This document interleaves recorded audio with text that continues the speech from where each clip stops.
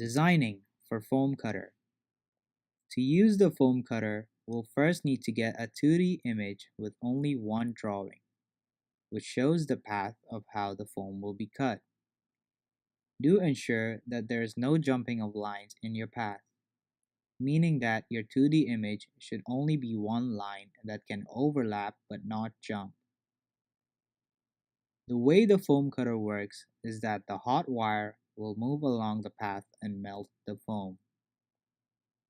If you have jumping of lines, the foam cutter will automatically generate an unpreferable random line to get to the starting point of your second shape. The foam cutting software only accepts DXF, PLT, and DWG file type. Today, I'll demonstrate how to use SOLIDWORKS to generate a DXF file for foam cutting. To get a 2D image which shows the path, we will first create a 3D model using SOLIDWORKS. Then we will export the model space which outlines the path to cut the image into a 2D image that is readable by the foam cutting software. First of all, open a new file and press Part to start building a new part.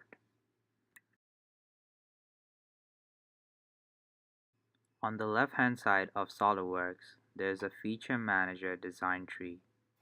You can see various planes and it will also show you the things you've done on SOLIDWORKS. It will allow you to get back and modify when necessary. Normal to the plane you want the base of the 3D object to be on. It isn't necessary on which plane you normal to, but it will be crucial when exporting the 3D object into a 2D image at the end. Sketch your design for your 3D model's base. Make sure you use the Smart Dimension function in getting your dimension right. Do remember that all the dimensions are in millimeters, unless you have made changes to the initial settings.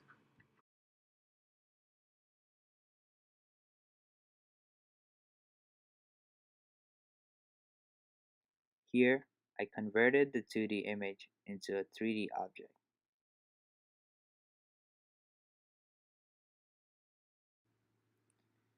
I plan to use fillet function of SOLIDWORKS to make a smooth curve, as this removes possible error of jumping lines.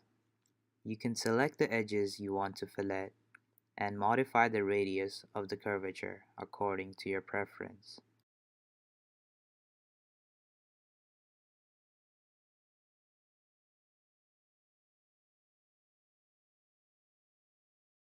Once you're done making a 3D object, save the 2D image of the object for the foam cutter. I highly recommend you to save a SLDPRT file type for further modification if needed. Do remember to save your file in DXF, PLT, or DWG file type, as these are the only file type your foam cutting software accepts. After pressing the Save button for the DXF file, remember to select the correct face to export.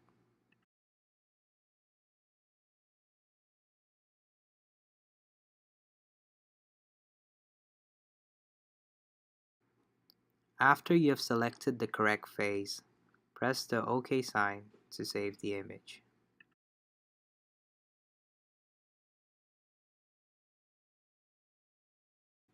Once you're done, SOLIDWORKS will generate a 2D image for you.